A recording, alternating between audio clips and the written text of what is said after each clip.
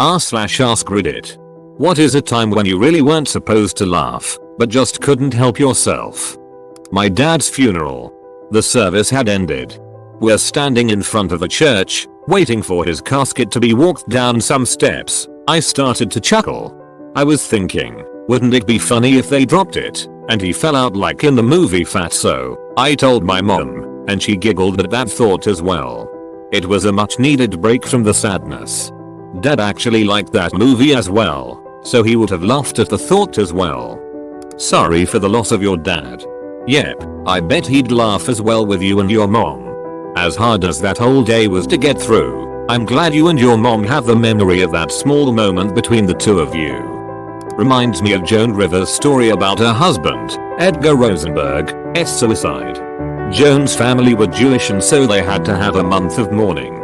During said mourning period, her daughter Melissa was utterly broken, which was not helped since some stupid ashat who called to notify the family about Edgar's death and just casually said, "Your dad killed himself."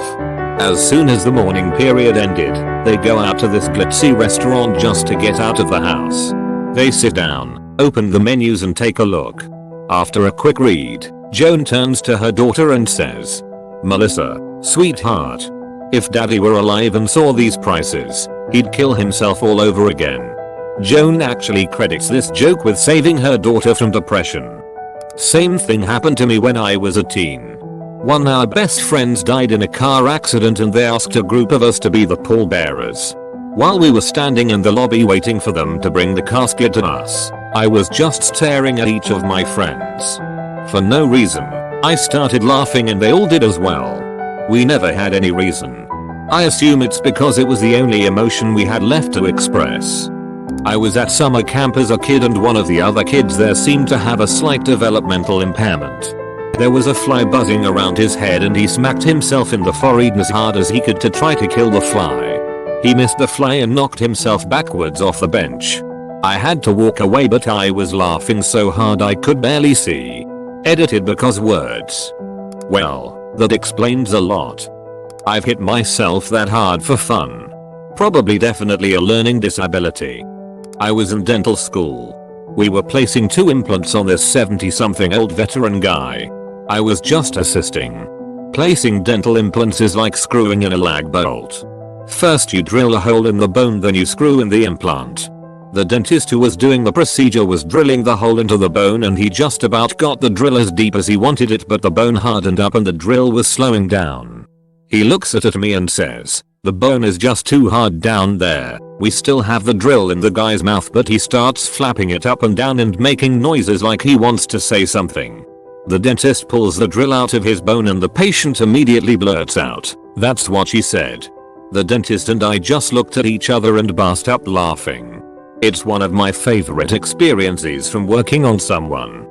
When the grizzled old vet makes the 13-year-old boy joke, that is a good day. During 6th form art lessons my teacher got angry.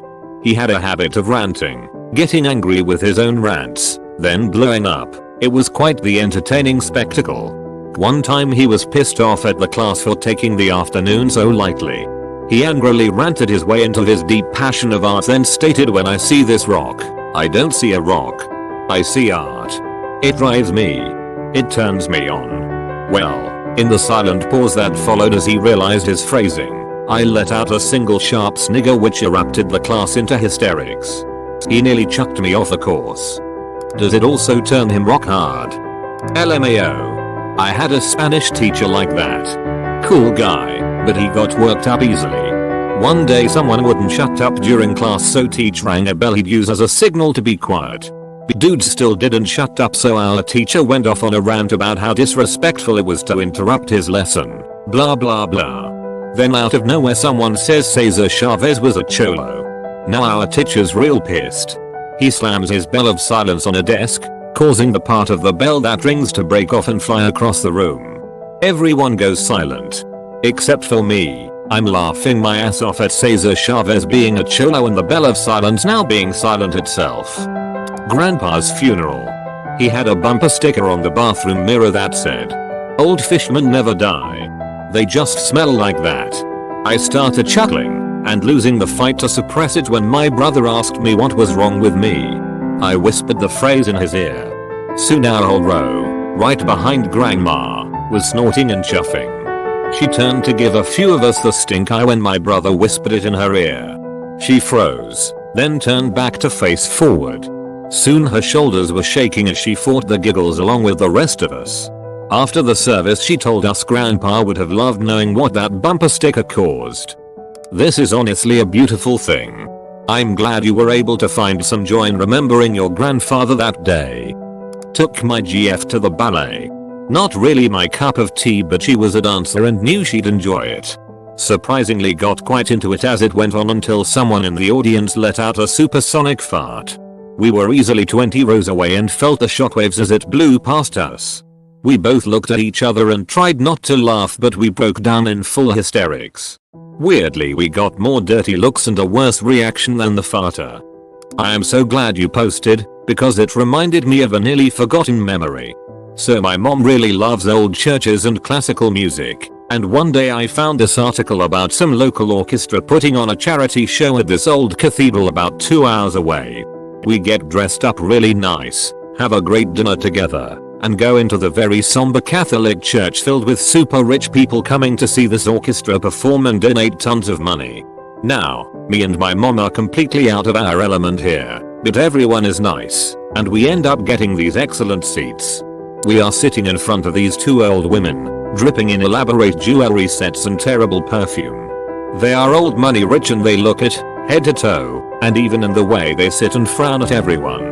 At one point there is a little musical duel between an oboe and a violin. These two performers were going at it with full intensity and their faces and bodies just look weird. The oboist has this funky turkey neck meat toad thing going on, and the violinist is doing these absurd little wiggles as she plays, and my mom and I just lose it at the same time.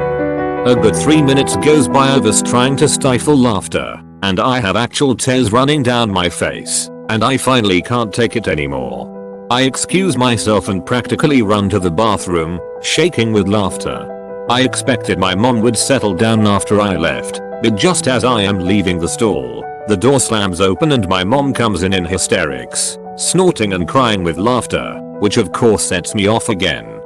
Finally, we get control of ourselves, and I start apologizing, telling her about the oboist, and she tells me about the violinist at practically the same time. She then tells me the best thing ever. The two women behind us see me leave, and one of them says, "Well, I've never seen such a young person so moved by music. I've decided, Alice, I will donate tonight.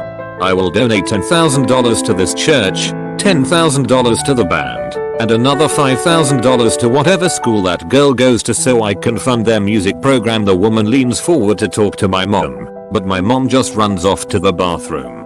The old ladies find us later on that night, compliment us for our great passion and actually offer to pay the money to my school. I felt so guilty, I refused, and asked her to instead offer it to one of the young musicians that had attended the performance, and as far as I know, she did. My mom and I never saw the end of the show, but walked around the church's garden until the performance was over. We started giggling every time we came near the doors, and had to turn around. We have since swore to never go anywhere fancy together ever again, because we seriously can't handle it. Literally anytime I see a small child fall over. I have 2 kids and let me tell you, I laugh every time. We were watching a video about black rights in class and the guy in the video said hello N's in a really formal voice and I cracked up a little. I got in trouble. I go to a English public school, which is an American's equivalent of a private school. Mayo, I am laughing inappropriately at work just from reading this comment. My great aunt Min's funeral, roughly 30 years ago in northern New Jersey. Go ahead and do the accents in your head. You won't be exaggerating. First, we're walking in with my grandmother, who was in early stage dementia and keeps asking where we are. We keep telling her. She keeps asking. Finally, in frustration, my mother raises her voice and says, "Your sister, minimum, is having a funeral." So my grandmother says, in this really affronted voice, "Well, what is she doing that for?" Then we're seated and nothing happens for 20 minutes until finally the rabbi, approximately 150 years old, comes shuffling in. He makes his way up to the lectern and says, I'm sorry I'm late. I was in a car accident. This other driver cuts me off, and this lady behind me says, absolutely deadpan, so what are we, the insurance adjusters? 100% true story. I was at a Pentecostal church, and people were jumping up and down in the aisle and doing cartwheels and all kinds of other crazy stuff. When I was 15 I went to a Christian boarding school. During one of the first church services I was sitting next to a kid that I had talked to a couple of times, but didn't really know yet. Neither of us were paying much attention until the pastor said, but when the Holy Spirit comes on you. We absolutely lost it. Apparently we were the only immature teens in the room because no one else knew what we were laughing about. We got a mild admonishment for being disruptive and it was never brought up again. We were best friends the rest of the time I was at that school equals P. We started a band with some friends when was in 8th grade. I was getting okay-ish at guitar and another friend played bass. A super confident friend of ours decided he was going to be the lead singer, so we decided to bring our instruments and stay up all night at his place to work on some stuff. The bassist and I learned what was at the time the brand new single Stay Together for the Kids by Blink 182. Now, we hadn't heard the singer do his thing. He needed us to be playing while he did. Sure, whatever. So after we learned it, we were ready for a run through. And that's when it happened. He let out an out-of-pitch falsetto yell during the chorus, squeaking here and there. It sounded like frozen hash browns in a blender. It was just so unexpected because the kid was so sure of himself. The bassist and I stopped dead, looked at each other and laughed. He cried and ran upstairs. Sorry Brandon. High school English class. A few days before I got in trouble for sleeping in and just barely making it on time to my first period class. I was called a hibernating bear by my teacher, which I found funny. A few days later we're doing oral book reports. There was this kid who had a stutter who was doing his report. He was struggling, but the class was being patient with him. Then he got to a point in his report where he started talking about a bear in his book, stuttering along. Remembering just a few days before how I was called a bear for sleeping in and how funny I thought that was, I busted up laughing.